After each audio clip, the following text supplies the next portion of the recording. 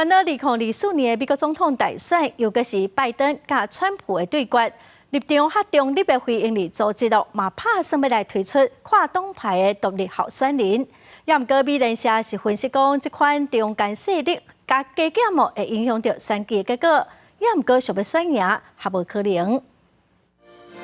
2024美国总统大选，民主党的现任总统拜登已经宣布竞选前进，共和党是有副州州长德桑提斯甲前总统川普争取代表共和党参选。面对可能搁发生2020年大选，川普对决拜登的代志，政治立场中间派的非营利组织无标签，拍算提供选民第三个选项，也就是推出跨党派独立候选人。But actually putting forth a ticket for the presidency is something that No Labels says it will only do if the nominees for the Republican Party and the Democratic Party are what it considers to be, quote, unreasonably divisive. 保证无标签已经得到不少现任甲前国会议员的支持，包括民主党甲共和党阵。根据几间美国媒体民调显示，多数选民无想要搁看到拜登甲川普参选。无标签表示，调查显示有59%的选民